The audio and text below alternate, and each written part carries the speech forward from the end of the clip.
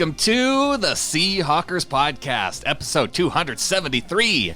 I'm Brandon Schultz of the Military Seahawkers, and joining me, my good buddy and Montana Seahawker, Adam Emmert. Feels good joining you and celebrating the victory over the bye yet again. We nailed it. Nailed the bye. Well, things happen during the bye. I mean, we have a new starting slot corner, and the Niners squeaked one out over the Cardinals, and things happened. Well, the Niners squeaking one out over the Cardinals wasn't exactly a win. I mean, I would have felt better if the Cardinals actually got that win, being up 16-0. Sure, I would have loved to have seen the Cardinals win that game, but the thing about it is that I watched the 49ers, and they're now broken on the inside. And so that's nice. The Niners are broken, the Rams are broken, and the Seahawks are not broken. No. But yeah, an interesting week of football. Unfortunately, the rest of the league didn't come through and try to really help us out at all within our standings here in the division and the conference. But at the end of the day, it was a fun week of football. You got to get a better bead on some of the other teams. I don't know about you, Brandon, but when the Hawks are playing, like, it's that game, and if I can sneak in another game or two, fine. I actually had a Sunday to sit at home, just watch football, not talk to a soul. It was amazing. And I feel like I got a little better sense of some of the teams around the league. Well, this is the time of year where you need that sense of teams around the league because it's going into the final 6 games. The way the NFL does the schedule, they do it pretty neat with how they do a lot of these division rival games toward the end. And I especially enjoy how it worked out for the 49ers because now they face 3 8-win teams in a row. So that's going to be fun to watch. And I have to think it's going to work out okay for the Seahawks. I know they say that we have one of the top 4 or 5 toughest schedules. That's because we play the Rams. That's because we play the 49ers. It's because the NFC West has been the toughest division in football. It really has up to this point. I mean, even with Arizona being the quote-unquote bottom feeder of the division, like, they're still a pretty decent football team. I mean, they can make some plays. Their scheme has worked for a year, and that's cute. I don't think that's, again, a long-term way to play football, but it worked for a year, and that's nice. The nice thing to me is that now it has people talking about, how about these up-and-coming Cardinals? Who does that leave for the bottom of the division now? Oh, you know what? The Rams. It might be the Rams. And watching that stadium come that much closer to its to being constructed, and to see the LA Chargers having a hard time filling their stadium, it's kind of, I think the NFL's starting to worry about this issue of the football working in Los Angeles, although maybe it will work out well. If it's going to work in Vegas where everybody comes into town to watch a football game, maybe everybody will just go to cheer on the opposing teams at these stadiums. Well, spoiler alert, but the NFL is not going to work in Vegas, and it's not going to work in LA. It doesn't work in an area completely full of transplants. Yeah. Like, it just doesn't. There's just, the fandom is too diverse. I mean, I understand the hockey team has done okay in Vegas, but who wants to drive to Vegas to go watch a football game? Yeah. Like, I mean, you could basically play it in a toilet bowl, and I'd rather go do that. What's the other transplant area that you would think about of where football would work? Because I guess I think of Glendale and Phoenix being one of those areas that's mostly transplants, and the Cardinals have had a hard time filling their stadium too. I'd say probably about the best example would be of it working would be New York itself. And it's actually New Jersey. Right. But it does also happen to be where the largest population center is in the entire United States. So just by mass, they have enough people to make a draw for their teams. But yeah, there's just the diversity is just too high, and nobody cares. Well, we're not here to talk about what football is going to work in LA or where is it going to work for expansions. We're here to talk Seahawks Yeah, this took football. too long. I'm sorry, man. We got off the skis way too early because, we got a cool game coming up against the Eagles. And you mentioned some of the news that broke over this week. We have a new slot corner, Jamar Taylor, who's been getting hammered by fans, by getting hammered by analysts. He's now on the street, which sucks for him, but he doesn't have to be hammered by Seahawks fans anymore because now Ugo Amadi, apparently the new starting nickel corner. And look, Jamar Taylor, was he perfect out there as the nickel corner? No. Did he play okay? Yes. I don't understand the complete level of hate that people had for Taylor. I mean, he's not a lockdown. It's not like they gave him a contract like Justin Coleman got. If he would have been playing like that with a Justin Coleman type contract, then I think he would have been even higher.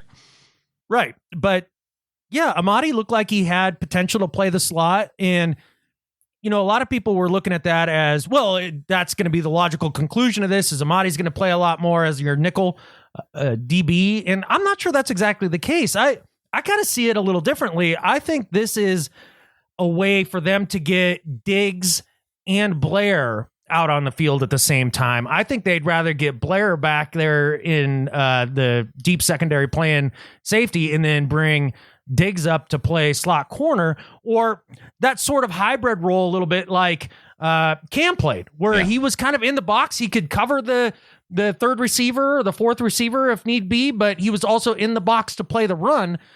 And then you also get Blair on the field, who's a hitter. I kind of see it going more that direction than a lot of Amadi time, but I could be dead ass wrong. Well, I think we'll start to get an idea maybe after a week or two how they want to do it. I don't know if free safety is best suited for Blair. It kind of seems like strong safety is his best spot. It also seems like free safety may not be the best place for Bradley McDougald. And we saw McDougald can play free safety. Oh, he can. I just don't know if it's his best place. So who's the best free safety on the team? Well, based on what we saw against San Fran, maybe it's Diggs. Okay. So do you feel like if they do that, then it makes two positions weaker rather than just one? I don't know. I don't know if McDougald can play the slot, or I don't necessarily see Blair in that spot. So it's going to be Amadi, King, or Diggs. Those are going to be your three candidates that will play in the slot. Yeah. I think you're right. As your there. nickel corner. So I am curious to see how they'll handle it. Yeah, it'll be interesting because I know they enjoy Amadi's skill set in everything that he brings to the team. He's very versatile, a gamer, right? I know they want to see more of Blair on the field. They've liked their glimpses that they've seen of him. Oh, yeah. And they want to get him the reps. And obviously, after the game against 49ers, Diggs has shown that he absolutely belongs. Like, he's shown up and he's a professional and he's a guy that we could really use out there. So it'll be interesting to see how Ken Norton juggles that. Hey, we have depth. How about that? I'm okay with that too. If that's how it works out, and if Amadi is the best nickel guy to be out there, and right, you find the two best guys to play the safety spots, and maybe Blair just is your backup safety for now, and you actually have some depth. You can rotate McDougald in and out, or in certain situations. Maybe that's how it works, but it does feel good to have some depth now going into these last few games. It does, especially in the secondary. And we saw the secondary step up against the Niners. Now they're going to have interesting matchups against the Eagles. By interesting, I mean not a lot to do. So it'll be fun to watch that. The Eagles not much of a vertical team, are they, Adam? No, they're not. Before we kind of get into the minutia of the Eagles and all that, I kind of am curious as to your overall feeling about the Philadelphia Eagles. Like, when I say, here comes the Philadelphia Eagles, what do you think? I did watch a little bit of Eagles this week, and I watched their game against Buffalo. It was probably their best game that they've looked this season, and just by the final score, I wanted to have a look at them that way.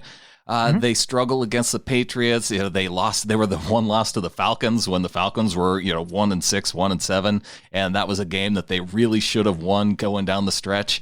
I guess when I think about the Eagles, I think about Carson Wentz. I feel watching him, it's almost like a younger version of Ben Roethlisberger, where you try and bring him down, but he's just like bouncing off dudes and gets the ball away. He's one of those guys at quarterback who's frustrating. When I think of their run game, I like Sanders. They're having a lot of injury issues there. Their deep threats, Aguilar, we've talked about throughout the year as not being able to actually catch passes. So that's been their big problem, injury issues. They don't have a deep threat. I guess the thing that defines them to me is their defense, and they do have a pretty tough defensive line. Yeah.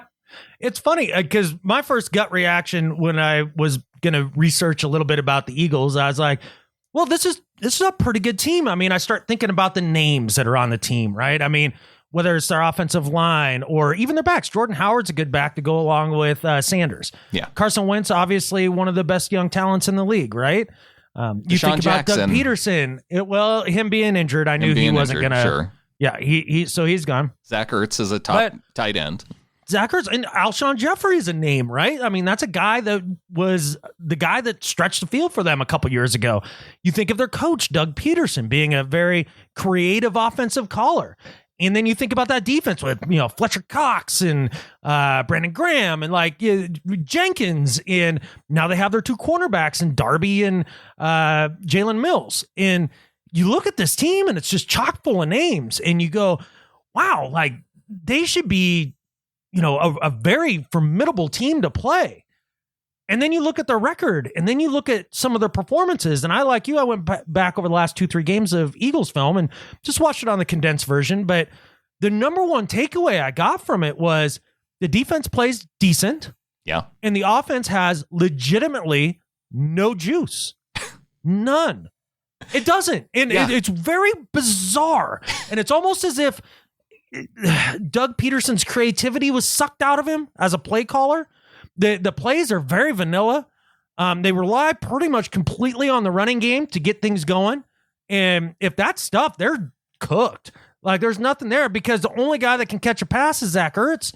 And Wentz seems to be completely locked on him at all times. And rightfully so, his other receivers don't get any separation. But the weirdest part about their offense is I've seen teams like this, and I know you have too, Brandon.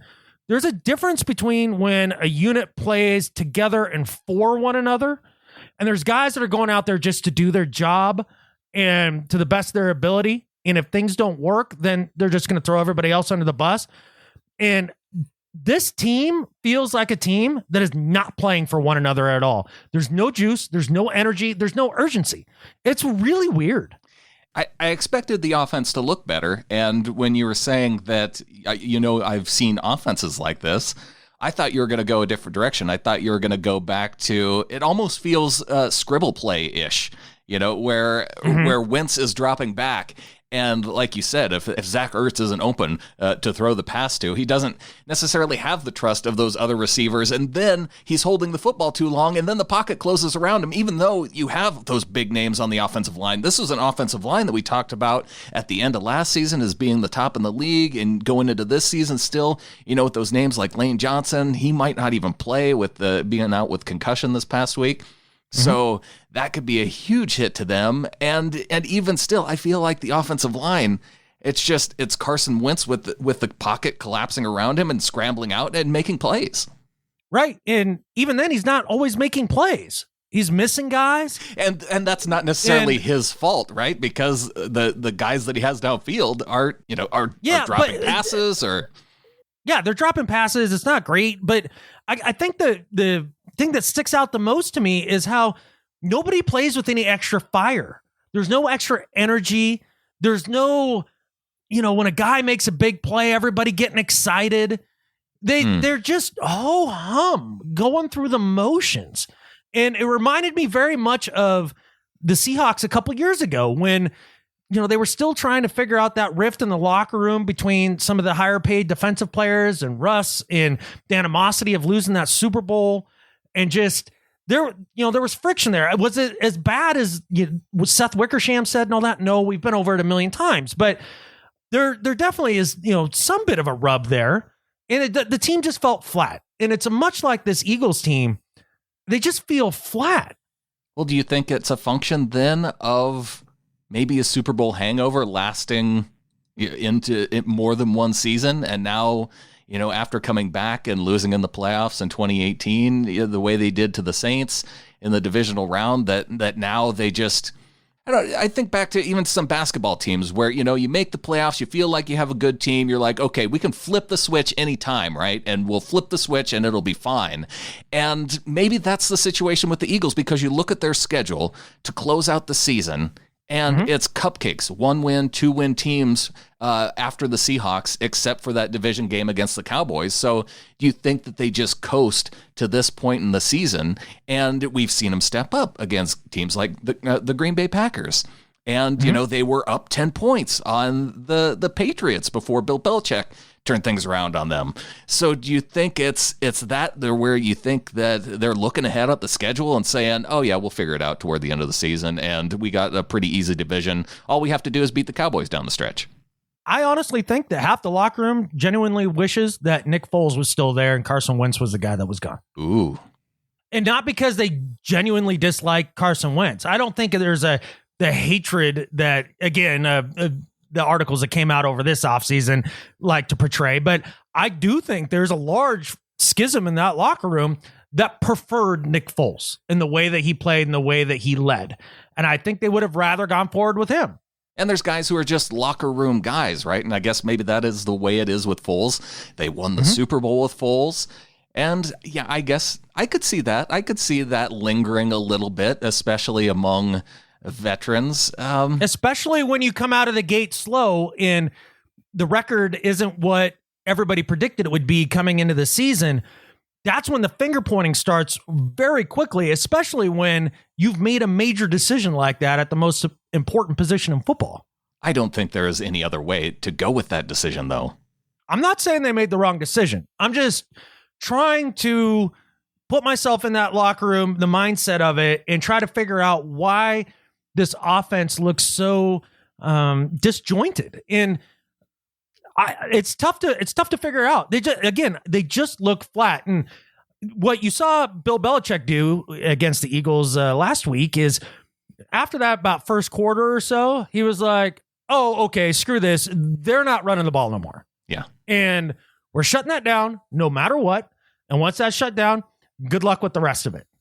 And they got some plays with Ertz, and they got it down close to the goal line within a strike at the end there to almost win it.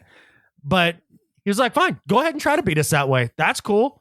It definitely seems like that's the blueprint that other teams are trying. And I definitely saw that in the Buffalo game, that they were going to try and stop the run against the Eagles, and turnovers just bit the Buffalo Bills in that game. And so they got behind, they couldn't really catch up, and the Bills were turning it over too. That was kind of a turnover fest that just, I think the field position worked out in favor of the Eagles to where they were able to rack up points. And that's just the way that game worked out for them. So I do think that we're going to see the Seahawks try and stop the run against the Eagles, like make Wentz beat you. It kind of feels like the same game plan that we just saw against the 49ers.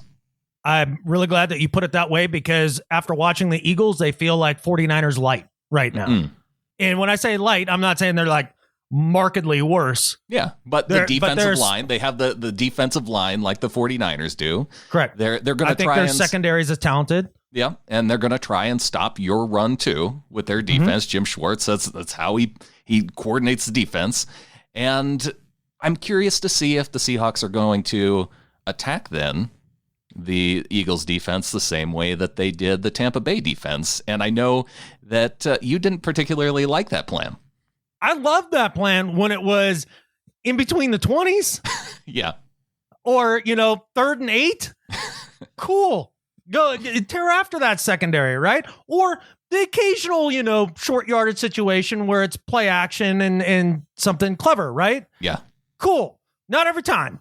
And you saw them get away from that a little bit late in the Niners game, and lo and behold, catfish works when you run the ball. It's funny. Well, and that said, I do believe that the Seahawks will be able to come out and run the ball against the Eagles. If you're able to come out and run the ball against the Niners in their house, you should be able to go out there and run the ball against the Eagles. Now, I don't think it'll be a lot of the inside stuff, because really, I mean, Cox and is it Jernigan? Yeah, Jernigan. They're good players up front. I mean, that's really the strength of their defense is right there. What I noticed is usually when teams were able to kind of get the run game going against them, it's been on the perimeter. And I think that's something that the Seahawks can do well. I mean, Chris Carson runs to the perimeter well. Guess what? Rashad Penny runs well to the perimeter too. We could see a little more of that. But before we're done talking about Eagles offense, I really hope that the Seahawks are practicing all week on the hard count on defense. Because Carson Wentz has terrorized the last two teams he's played with the hard count. He's good at it.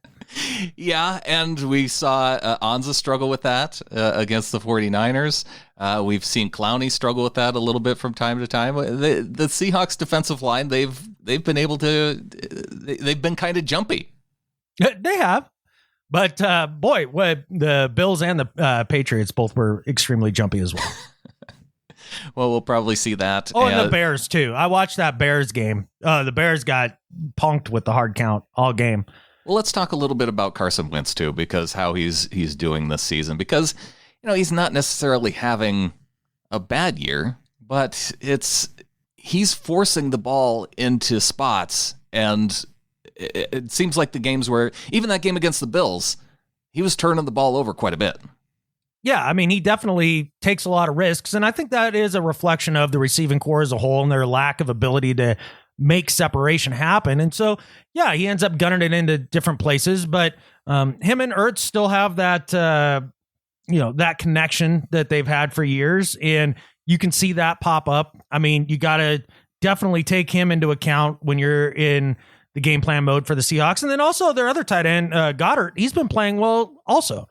So really, it's going to be a big game for the safeties and linebackers and coverage. And I do believe this linebacking core does have the ability to match up with people like Ertz. We've done well against good tight ends through the course of the season, and we've played the run very well throughout the season too. I mean, we just went up against the Niners, who was supposedly the big bad running team of the whole league, and shut their ass down. And I believe that we can do that here. And if you do that and turn these Eagles one-dimensional, it's good night and good luck. It's a little bit different of a running team, too, especially I don't know if Jordan Howard, is he back from injury? I believe he is. Okay. Because so you kind of got that thunder and lightning thing going, with Howard and Sanders. Yeah, and Sanders is the better pass catcher. He's tearing people up out of the backfield, catching passes. Like if the Seahawks are getting pressure with their front four, which hopefully they are, I could definitely see them going to the screen game and dumping it off to Sanders, because that dude, once he gets his hands on the ball, he's making guys miss in space. Yeah, basically, I had in my notes regarding the Eagles offense, cover the tight ends in the swing pattern to the backs. Yeah. And you're good to go. But we've seen over the years, tight ends tore us up for the longest time. They've kind of gotten that on lockdown over the last couple of years. But boy, the dump off to the back, that has been one of the Achilles heels of this defense. It's been so bad. So what I'm hoping is that with the lack of deep threat that the Eagles present, that guys are playing up a little bit more, a lot more press, a lot more man coverage, and you're able to just kind of sit on all those short little 7-yard curls, and then you can drive and break on the balls to the running backs out of the backfield. That would be the way to do it. That's where Diggs playing free safety could really come into play in this game if he's the guy back there. Or at slot, dude. Like, imagine him being even closer to the line of scrimmage, being able to help and run support and go ahead and close that distance on the backs when they catch it out of the backfield. Yeah, good point. And then you have Blair behind him laying the wood. And you don't have to worry about getting beat over the top as much. So you put Blair and McDougal back there. Okay, McDougal's not the greatest free safety in the world, but he's a serviceable free safety. Like, this would be the game I would make that risk. Yeah. Then you can match up with the tight ends. You know what I mean? Like, it just makes all the sense in the world to me. I'm glad you're dialed in on this, because I think I'm dialed in more on the offense. Despite the defense being solid up front, despite them having some solid corners, this Eagles defense is susceptible to the deep ball, and they're susceptible to play action. So yeah, when I talk about when I asked you about the game plan on offense before, and if they had run the ball against this Eagles defensive line, you better hope they do, because it is that play action that they're susceptible to. And we could see some deep shots to Tyler Lockett. Hopefully he's well enough for this game. Deep shots to DK Metcalf. It seems like no matter who is playing this Eagles defense, they are throwing it deep, and that's where they're having success. Yeah, and I think you kind of have to break down their defense in two different ways. I mean, kind of pre-Darby and Mills coming back and post-Darby and Mills coming back. They're two starting corners because they definitely play a lot better with those two starting quarterbacks. Now, am I saying these guys are lockdown corners? Absolutely not. Are they very serviceable NFL level players? Absolutely. And they make a big difference over the dumpster fires that they were running out there for the first about 6 weeks of the year. You know, it's guys off the street, people you'd never heard of. Yeah. And I think that makes their numbers look a lot worse than they are. But if I go back to their last 2 games, Bears and Patriots, what I saw was a lot of opportunities downfield to be had. But unfortunately, those 2 teams don't have a quarterback that can make those throws anymore. Like Mitchell Trubisky, he could get out of trouble a little bit against the Eagles, but then when those opportunities presented himself in the secondary play to go ahead and really pull the trigger, you know, he's spraying it all over the field, and he's terrible. And then you go and you see Tom Brady in that pass rush knows exactly where to tee off on because he can't move anymore, and he doesn't want to get hit. And the problem is that he can't get out of the way, and now he can't really throw that deep ball anymore. Tom Brady looks very mortal this year. Yeah. And it was very obvious. I mean, he's missing all sorts of guys. Then on top of that, you look at both those receiving cores in comparison to the Seahawks, and the Bears receiving core, good Lord, what a joke show. And then you look at the Patriots receiving core, and there's not a dude who can get separation deep. Like the Seahawks have much better personnel to take advantage of that Philadelphia secondary, especially when you look at the wide receiving core. I believe Tyler Lockett's going to play. It sounds like he is. He'll be a force. Yeah. And DK and Josh Gordon out there running deep posts on these guys. Good freaking luck. And then you happen to have a very mobile quarterback who makes it difficult on that defensive line and tires them out. Move that pocket. That's something that worked really well for the Bears. And take those deep shots. And guess what? Russ can hit the deep ball. He might be the best in the game at it. So I love this matchup for the Seahawks on paper. Yeah, on paper, but how it plays out is going to be a different question because I was talking with Michael Kist of Bleeding Green Nation on Thursday, and he was saying that how the Eagles are just a slow starting team. Well, the Seahawks are kind of a slow starting team. So correct. Both these teams, if we're scoreless or it's, you know, a 7-7 tie at the half, then it's going to come down to the fourth quarter, and I definitely like our fourth quarter quarterback over Carson Wentz, who has 1 game-winning drive on the season, 0 fourth quarter comebacks. Yeah, I'll take our quarterback who has 5 and is undefeated on the road this season. And I'll take Chris Carson and Penny versus Howard and Sanders as well. Like, I think that our running backs are far superior, and honestly, our offensive line has been able to move people around, and the run game has been successful no matter what. And then you pair that with Russell Wilson. Now, my concern about this game is I'm going to go out on a limb because it's very easy to come on this podcast every week and say it's going to be a close game within 7 points, and Russ will have the ball towards the end. Because that's what happens every single week. Pretty much, right? I'm going to go out on a limb and predict this is not the week for that. I think this either goes terribly wrong or really right. I don't see really much in between. The terribly wrong looks a little like this to me.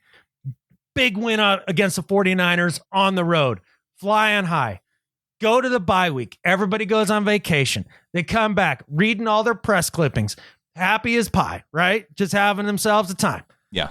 Then they finally lock in and they look at the Eagles and they're like, 5-5. These guys haven't been crap all year. We'll go out there and we'll beat up on these guys, right? Mm-hmm. Go out there. You start out slow, like we generally do. And the Eagles being a very motivated team right now, I mean, they need every extra win that they can get. And a physical defense. And a physical defense on the road. I just feel like this team could come out unbelievably flat, end up down 3 scores early, come back to get it within 2, and lose by like 17 when it's all said and done. Right. Like that's the bad way I see it going. The other way I see it going is the Seahawks come out and they apply that mentality that they talk about all the time. Every week is a championship week, and they're very focused. Now, do I think they come out and score a bunch of points right away in the first quarter? No, because they don't do that. Right. But they come out, they play the Eagles pretty even. They take that first punch of the home team being juiced up and everything. You get to halftime, you're down 3, up 3, something like that, right? Russ comes out in the third quarter in a couple adjustments, and the Eagles fold. The second Russ scores, they just fold. They're tired of the season. They're 5-5. We're not going anywhere. Wentz throws a bad pick, something along those lines, and we win by like 3 scores. I don't see it being in the middle. Yeah. Interesting. Because this Eagles team is either genuinely bad or genuinely good. I don't see them being genuinely mediocre. That's a really good point. Just to where the way they've approached the season, it's a very up and down and weird kind of team to figure out. And the defenses of these two teams, I feel like they match up similarly. Even the stats kind of bear it out. The completion percentages that they're allowing about the same. The points, the yards per play about the same. Red zone scoring percentage about the same. I think the Seahawks are just a couple percentage points better. Third down conversions the same. So with everything being equal, I am concerned about the physical style of defense that they play and their ability to create turnovers and the Seahawks' inability to hold on to the football. Hopefully Pete Carroll has that just drilled into their heads coming back after the bye week and after that game against San Francisco where they put the ball on the ground so many times. If they drill that in, if they take care of the football, then yeah, I could see this being more of a blowout because this is the better red zone scoring team. You do have Russell Wilson who completes his passes to a much higher level than the Eagles do. And the receiving core is by far a superior unit compared to the Eagles. I mean, you could point to if we're going to do a position by position breakdown, then they have the tight ends that we don't. What's his scoop with Luke Wilson? Is he out for this game? I think I guess we're just going to have to watch the injury report. I got the sense that he may be out this game. Not a game changer, but yeah, if I'm looking at how these teams have played over the course of this season, this should be a victory. And if they do beat the Eagles on the road this week, this will be the game that at that point, especially if the defense looks like it did against the Niners, at that point, I'm as confident as anybody about this team beating anybody throughout the course of this season and having the aspirations of being a legit Super Bowl contender. If they come out and they take care of business in this game, the defense looks right, there's not another team in this league I'm afraid of. If the Seahawks go to 6 wins after this game, after a win over the Eagles, then that matches their road win total. With 2 games left on the schedule, they would be 6-0, and they were 6-2 on the road that 2013 season. Yeah, they have played very well on the road, so that does give me some confidence as well. And then just the offensive line showing against that Niners defensive front gave me a lot of hope too. And really, you go back to, they've played pretty well against that Rams defensive front, which is a very good defensive front. Yeah. They've had some difficult matchups. I mean, even the Bucs defensive front. And they've held their own. I saw some of the Eagles guys giving the Seahawks offensive line a pretty hard time when they were looking at the game tape for the Seahawks offensive line, and I feel like it's saying that we could use the help of a certain Raiders offensive line coach with what they're seeing on tape. But you know what? I see this offensive line as one of the better ones we've had in a few years, and they're about mediocre. Exactly, which is fine. Because that also plays into Russell Wilson's style as well. The offensive line is playing at a high enough level to get it done. And even with the backup center who's undersized. So, have as much fun with that as you'd like. And I hope you enjoy choking on that L at the end of the game on Sunday. I will say, though, that Eagles fans are not very confident going into this week. No. I think they see the issues similarly with Carson Wentz, and maybe they're also getting that from the team a little bit, like you were kind of dialing into. I kind of feel like Frank Reich stole the playbook when he left Philadelphia and took it to Indy.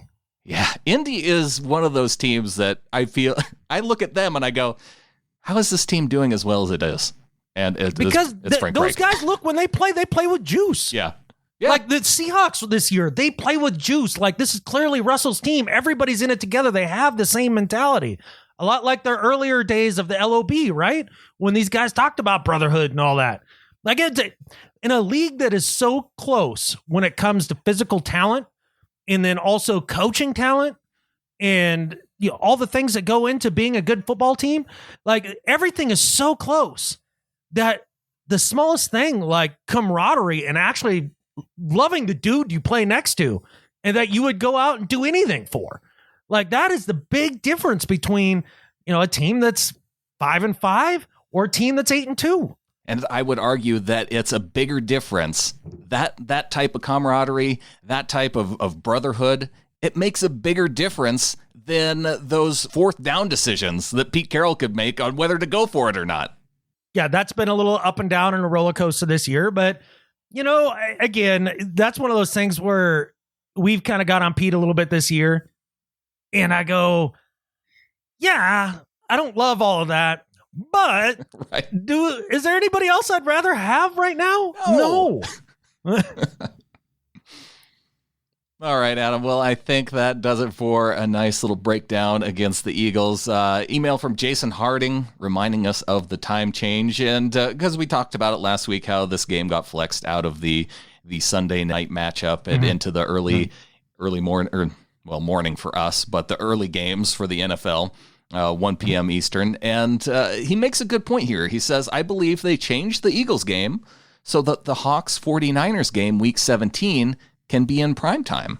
Teams can only have 5 primetime games, and this change would leave that game open. Oh, well, there you go. I guess there's a method to the madness. Maybe the NFL knows what they're doing after all.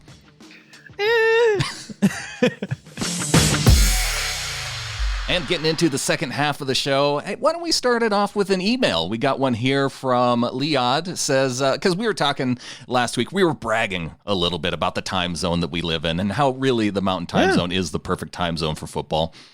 It's the best. And maybe Liad agrees a little bit. He says, after you talk about how good your time zone is, I want to tell you how bad mine is. I serve in the Israeli army, so I get out from the office at about 8:30 and go to sleep. I wake up at 3 o'clock and watch the game. Around 5 o'clock, the Israeli army killed a very bad terrorist in the Gaza Strip, and they want to start firing rockets against us. So after a few hours of sleep, I stay awake until 8:30, considering a relocation. Well, honestly, this should be a do better. I mean, this whole Palestinian Israeli thing, maybe just stop fighting. And then, Leon could not have to worry about getting his sleep in after watching the Seahawks, because clearly that is the issue that matters. This whole conflict, it just seems petty. Come on, do better. It feels like it's been going on for a little while. And yeah, for a minute. Maybe they just haven't considered stopping, Adam. Maybe you throwing it out there. Maybe you throwing it out there. That'll just solve everything. It's funny. Everybody acts like this is so hard. I mean, just go over there and be like, guys, stop. Enough. And then you stop, and then everything's fine. And you know what? The cool thing is I actually have a suggestion for world hunger as well. I could end that in 3 minutes too. So, just really ask me anything. I've got some really creative approaches to these, situations that seem complicated, but really are super simple. Just stop fighting. Liad needs his sleep. Liad definitely. That is one thing I think we can all agree on, is that Liad needs his sleep, and he needs to be able to get up and watch Seahawks football appropriately in the middle of the night. So stop screwing with that. Yeah, exactly. Have some consideration, you warring peoples. Come on, do better. Do better. All right. Well, welcome to the flock. These people don't need to do better. They're already doing better. They are in the flock at getintheflock.com. And let's start off with Smells Like 12 Spirit, in with $5 a month. Hey, all right. We appreciate that. These donations really help to go towards keeping things going for us. And then we'll talk a little bit about some of the things we do with those donations later on here. Chris Green in the flock at $5. Welcome to the flock to Chris. Hey, all right. Thanks, Chris. Now, there's a name I can't make fun of. No, and Green, another Ring of Honor last name, so gotta like that. Yeah, there you go. Darren Sturgill in at $5. Welcome to the flock to Darren. It's a $5 kind of week. It is. We got one more $5 in with N. Gillespie in at $5. So welcome to the flock to Neil. Oh, all right. I was a little confused there. N, like he's trying to be all incognito. Maybe I just outed N by going with the first name there. Neil's in the flock. He's a little flocker. He can't hide no more. So you have to go with something really anonymous, like Smells Like 12 Spirit, for us to know that you don't want your name out there. Right. Yeah. And that you clearly are a Nirvana fan. Well, that makes sense. Yeah. Got an email in from our newest member of the flock, Neil. Says, after listening to the recent podcast, which you discussed, Dick John Thomas Richards made me chuckle a lot. I felt the urge to join the flockers. Also, I can't carry the freeloader guilt anymore. So I will henceforth pay my way and stand proud with the other flockers listening to your show guilt-free. So catfish the Whiners, catfish the Norwich City. Being an Ipswich Town fan, they play with a round ball. These are our local rivals, and the hate is the same. So keep up the good work, and thank you for making me laugh. Go Hawks. Hey, I just appreciate that Neil also appreciates general name humor. Based on the reaction that we got from last week, we may have we may need to do more of those in the future. Yeah, I guess so. We got a new member of the flock because of it. Right. And look, I never quite know what's going to resonate with the audience as we just talk out of our butts here. But I now understand that general name humor is the ticket. Something to think about. Yeah, there we go. And welcome to the flock, and thanks for the one-time donation from Leon Refleur in at $15. Oh, wow. Well, appreciate that a ton. So basically, he just tripled up on the $5 theme for the week. Yeah, tripled up, yeah. And then we had a raise from Josh Shoemaker, who raised up to $12.12 and is now in the Ring of Honor. Yeah, I saw that. Welcome, Josh. And I know Josh is very curious if anybody that is listening to the pod is going to the Eagles game. He'd love to meet up. Yeah, he writes in a note, says, I am a New Yorker and have been a fan of the Hawks since 1998. It feels so good to be a Hawk for life.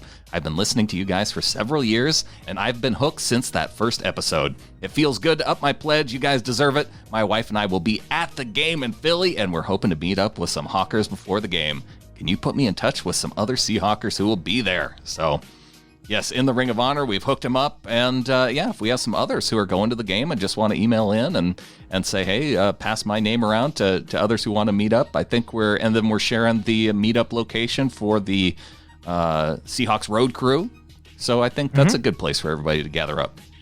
Cool. Yeah, no, that all works. And it'll be nice to see the 12s there in the stands when the Battle of the Birds commence. And we beat down those dirty Eagles. This was definitely a game on my radar that I was thinking this would be one to go to. Well, here's the thing. I am a little concerned about this game, Brandon, because I had an omen on this trip coming back from Louisiana. Uh-oh. That, it didn't feel good. Didn't feel good because I lost a game of chicken to an eagle. Like a legit eagle. I'm driving down the road. There's some roadkill. And there's an eagle feeding on it, right? And it's a fairly narrowish road. It's just outside of Yellowstone. And, you kind of, the track is to kind of straddle the roadkill, right? And, just continue down the road. Yeah. And this eagle's tearing into the thing, right? As I'm getting closer and closer. I'm like, he'll fly off. He'll fly off. He'll fly off. And as I get closer and closer and closer, he just snaps his head up and just gives me the steely eagle eye. Uh-huh. And just no, I'm not moving for nothing. Have to jack up the brakes, get over on the shoulder of the road and putt around him as he just gave me a mean mug the whole way by. I lost a game of chicken to an eagle, and that feels like a bad omen for this game. That feels like a really bad omen. You just need to truck it like Chris Carson would do.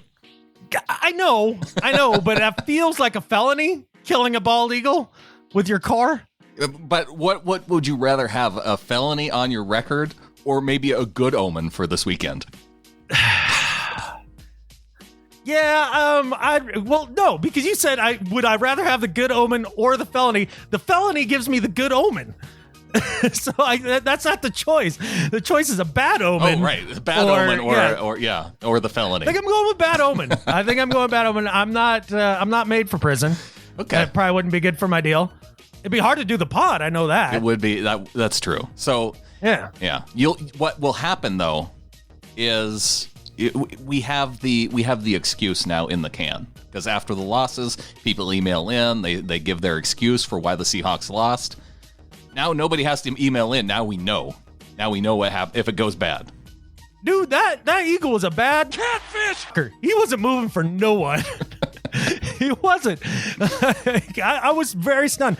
Now, if I'd been like my buddy Jared, or our buddy Jared, this was years ago, we're driving in Arizona, And he lost a game of chicken to a Roadrunner who like legit wouldn't move. Yeah. Now he would have been road pizza. Yeah. If I had been driving, mainly because of the lack of felony. One time when my mom was driving down the road and she saw a bird in the road and thought something similar that, it'll fly away when I get closer to it.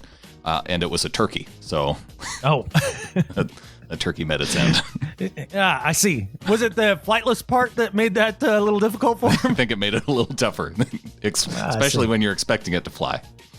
So she won her game of chicken against a turkey. Yeah. Okay. Oh, well, you could say won. She's had to live with the guilt since. No, screw that. I've hit a pheasant before. He deserved it. Lisa Wilson in with an email, and she has some turkey hole humor. Right. See, that apparently that resonates too. She says, "Hi, Brandon and Adam. Hope you enjoyed the bye week and are getting fired up for week 12. One perk to getting bumped from the Sunday night slot is that we've seen Jimmy G play under pressure, and it's not pretty. Any additional pressure that the Sunday night cameras might elicit on his fragile constitution stands to benefit the Seahawks. So let's get a Sunday morning win over the Eagles and chase it with a 49ers loss to Green Bay. Should make for a good Sunday. I wrote in to share this funny story with you guys. My nephew Jack is 8 years old, and he's a huge Seahawks fan. He can spout off team stats with the best of them and has an uncanny comprehension of football strategy for an 8-year-old. He was tasked with writing a Thanksgiving story for his 3rd grade class. This is what he wrote. I Am Not a Turkey by Jack Hidzik.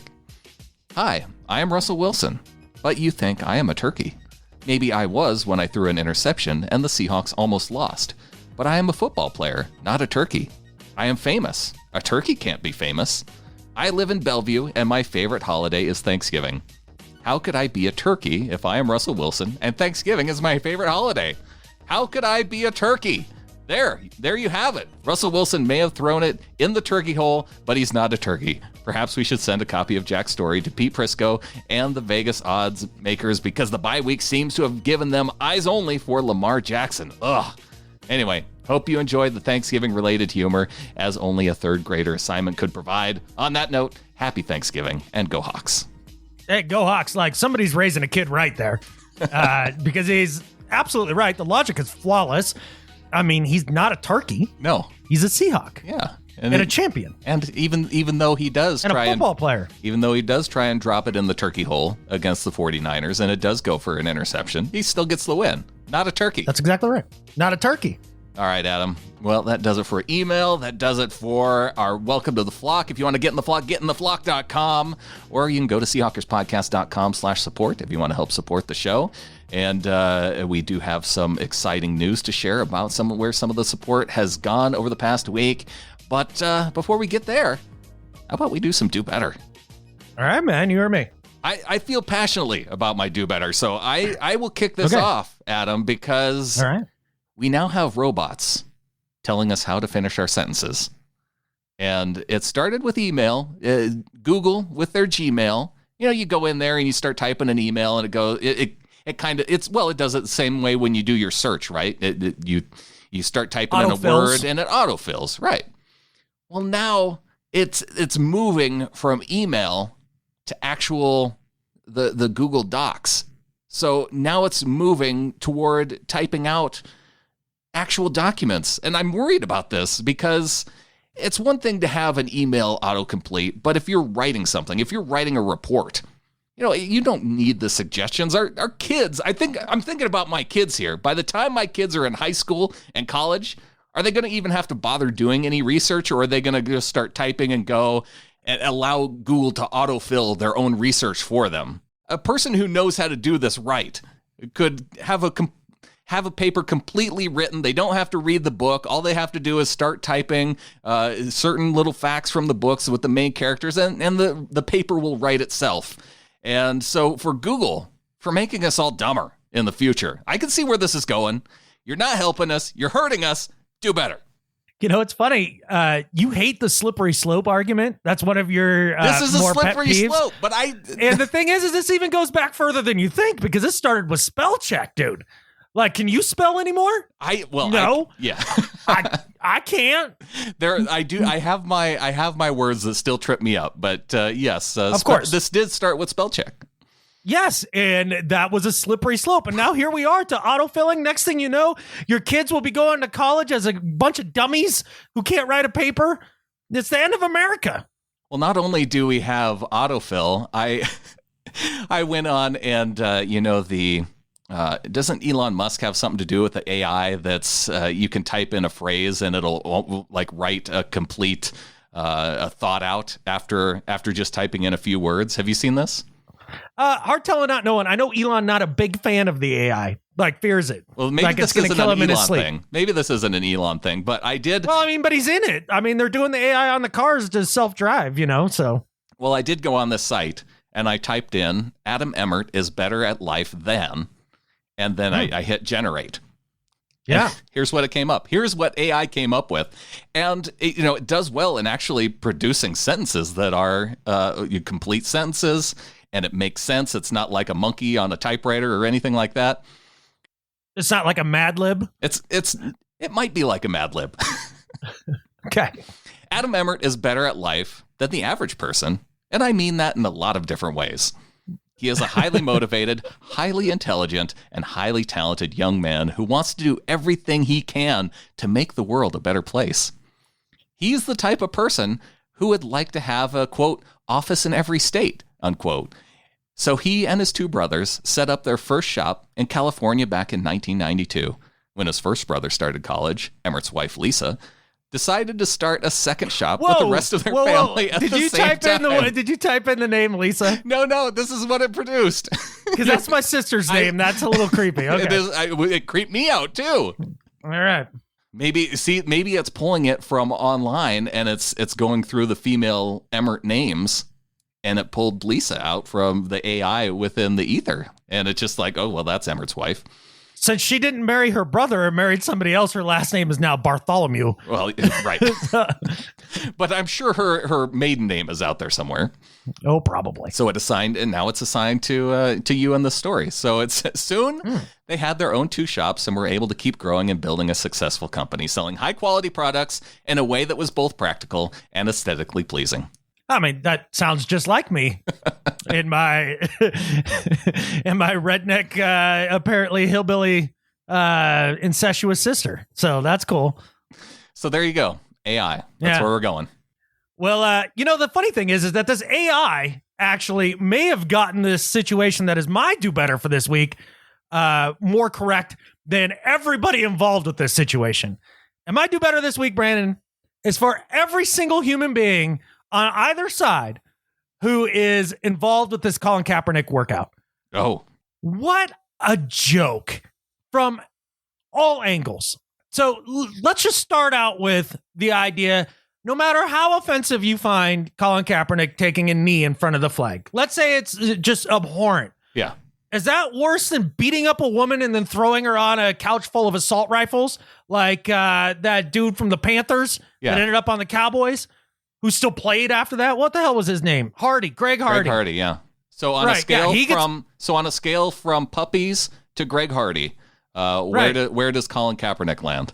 Well, apparently worse, because Greg Hardy got chance after chance right out of the gate, and Colin Kaepernick can't get a real look after 3 years. Now, with that said, he's not without blame here. We'll get to that in a minute. But so the NFL decides, okay, I guess it's been long enough for you to be in purgatory because how dare you, take a knee as per the Green Beret instructed you to do this in a peaceful, respectful way. Not instructed, but hey, this might be a better way.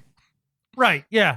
What a jerk. So anyways, at this point, the NFL says, okay, fine, we'll throw you a frickin' bone, but you're going to play by our rules, and I'm going to make sure that you bow the head, in front of the King Goodell and make sure that it looks like you will go ahead and do everything you're told like a good little NFL subject. Right? Yeah. And so they set up this workout that, number one, wasn't going to be released to the public. No media invited. Exactly. No media invited. None of that stuff, right? They did it on short notice, so let's hope he's been training, right? And it looked like he did from the little bit of footage that we saw, right? They did it on a Saturday. They did it on Saturday. And basically like, all right, let's come and see if you can shut your catfish mouth and just play football, right? Yeah. And they kind of like kowtow him into this. And then I understand from Colin's perspective, him being like, oh yeah, well, screw you. Because if I go and do this workout in private, you're just going to say that I sucked. Yeah. Anonymous sources who were there said Colin looks terrible. Right. He lost his arm strength, whatever, right? Yeah. And you're just going to keep me out of the league anyways. Well, screw you. I'm going to set up a workout on my own and change the venue and put it an hour away from here. Yeah. And I'm going to make it open to the media, right? Well, and that was after the whole injury waiver thing, which they said, well, sign this particular injury waiver that is not the normal one, apparently. I mean, I haven't read them, but yeah. So they try to trip again, him up. Another hoop to jump through that is out of the ordinary. Right. Yeah. Right. And then you get the crybaby catfish ass scouts who are like, wait, what? I got to drive an hour? An hour down the road? I can't possibly go. My flight is in just 2 hours. I got to leave. Wait, you're telling me that your billionaire owner can't spring for the $300 change ticket fee to make your flight a little later in the day? What else are you doing? Yeah. Give me a break. So like the majority of them don't even show up for the workout. And then here's where like I look at Colin and be like, what the hell are you doing? Like at the end of the workout, he starts running his mouth and being like, oh, you owners, tell your owners to stop being scared. Right. And like, just saying like blatant stuff that is going to piss off the, old heads in the league, right? Because at the end of the day, you do have to play, to steal Pat McAfee's phrase, play in their sandbox, right? Right. Now, you can still express yourself. You can still be the icon that you've made yourself into. You can still speak to the issues that you think are important. Yeah. But don't smear it in the owners' faces and then act like somehow like you're just being blackballed completely at this point. All right. Like you did it a little to yourself. The NFL kind of tried to set you up for failure. Everybody handled this in a piss poor way. And I'm just sick of the whole thing. Everybody that was involved in this situation, do better. There you go. Everybody. What a joke. Yeah. Well, we thought we were done with it, but it's like this timeline unfolded where like there was all these decisions to be made, right? Yeah. Like in space time. And like somehow this is the timeline where every wrong decision was made by every person involved. I'm trying to rack my brain for a time where the NFL set up a workout for a player. Because players, right? Normally teams just say, hey, come visit us and do a workout. Yeah, well, this was the league's attempt to throw up the shield to protect all the teams to see if anybody was interested in a quarterback needy team. Yeah. But more importantly, they set it up with all these hoops to jump through to see if he'd be a good little soldier. It was gross. That part of it was gross. And I can understand Colin being like, oh yeah, thumb your nose a little bit, move the location. Okay, go ahead and move the location, make it open to the public. All of that is something that nobody can argue with. Yeah. Right? And then at the end of it, just be gracious. Appreciate the NFL giving me this opportunity. If you really want to play, and some people say he doesn't want to play, I think that's bullshit. Catfish! Otherwise, he wouldn't have looked as, in shape and ready to go as he did. Right. You don't keep working out as if you're going to stay in shape, or you're keeping yourself available for an opportunity. Yeah, and there's nowhere else he's going to get NFL kind of money in his life right now. Yeah. There's just not. And he's not going to do the XFL. No. So at the end of the day, he handled it poorly on the back end. The NFL handled it crappy on the front end, and it was just a dumpster fire. Yeah. Of frustration. Well, Adam, if you didn't manage to upset everybody on either side of the issue with your particular take, calling everybody out, I'm gonna make it even worse with my Better at Life this week.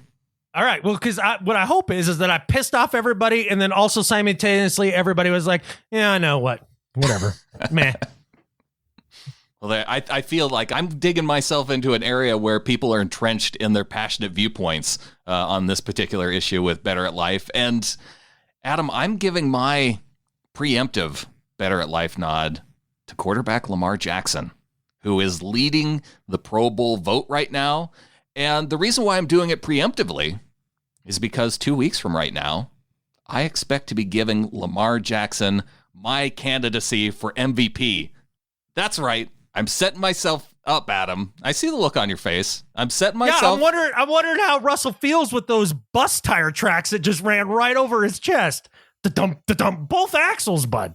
I'm setting myself up to hop on the Lamar Jackson hype train because over these next 2 weeks, Rams on Monday Night Football. Next Sunday, he has the San Francisco 49ers at home in Baltimore. If Lamar Jackson could take down those two teams in back-to-back weeks, that's my MVP through 13 weeks. And it still gives Russell 3 weeks left in the season to catch him. So, but as for right now, I have my high expectations. I believe in you, Lamar. Now go out there, get it done, because you are better at life than Skip Bayless. Well, I saw somebody post in the Ring of Honor that, if you could trade the MVP, to Lamar Jackson for the winning Super Bowl, like basically winning a Super Bowl. Yeah. Would you do it? And it's like, yeah, well, duh. Well, duh. But people are very polarized on this MVP race thing. No doubt about it. Well, but I do want both. I mean, I want Wilson to have the MVP and I want the Super Bowl. So. Well, I just hope the writers follow the precedent that's been set over the years that they themselves have set, the voters for the MVP. And that's always been, there's always some new and exciting player that comes up that challenges, right? Yeah. And is in the race. But usually it's gone to the guy who it's his turn. Right. And this would be my number one argument for Russ over Lamar. And this is taking nothing away from Lamar. He's had a fantastic year and he's playing very well. Yeah. And I'm not saying that he is not deserving of the conversation, but I've seen Lamar do this for 1 year, the majority, or not even a full year. Okay, well, when you say that the media has set the precedent, didn't they break that last year? Wasn't it Drew Brees' turn, and it was the up-and-comer that they gave the MVP award to? Yeah, but he also threw for, 5 quadrillion yards and 50 touchdowns and, just smashed NFL all-time records. So there's that. Okay.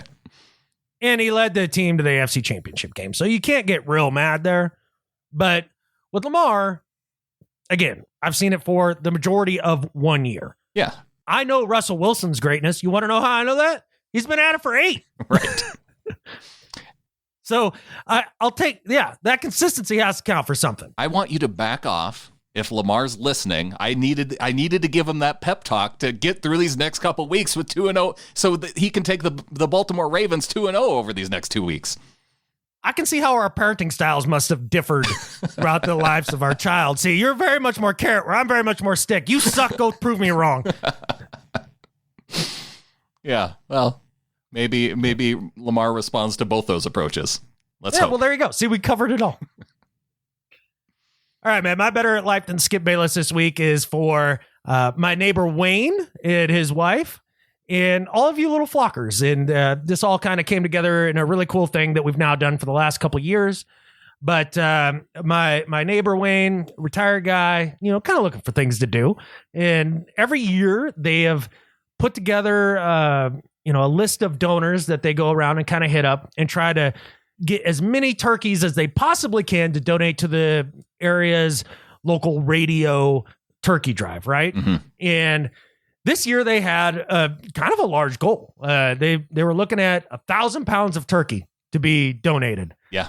And I'll be damned if he didn't do it, and part of the thing is he couldn't have done it without your help, because part of one of the things we try to do, I mean, Brandon always buys amazing prizes for all of the pick'em leagues and all of that stuff, and, equipment costs and things of that nature he does with the donation money that you guys all give us, the little flockers. But another thing we try to do is donate to Wayne's effort for the turkey drive. And you guys stepped up in a big way on that. And lo and behold, he hit it. He hit that 1,000 pound mark, and it wouldn't be without everything you guys do for the show as well. So better at life, Wayne Dog, and better at life, all you little flockers. You guys are better at life than Skip Bayless. Better at life, indeed. It was cool seeing the Facebook post from the local radio station from the drop off of the 1,000 pounds of turkey. 1,000 pounds. That's huge. Yeah. So next year he wants to go for a ton of turkeys. Ton of turkey. A turkey ton. Yeah. So if any of you want to get in on that next year, specifically, hit us up and we'll go from there. But there we go. Pretty cool, but couldn't be done without you guys. We really appreciate it. And really kind of, shows what the season should be about. As Christmas ramps up and I, choke on my own vomit after every consumer commercial that pops up. These little things help make me feel a little bit better. And it's because of the flock that we're able to make that happen. So, yes, thank you to the flock. A happy Thanksgiving if we are not back here before the holiday next week. And I think with that, there's only one thing left to say. Go Hawks. Go Hawks.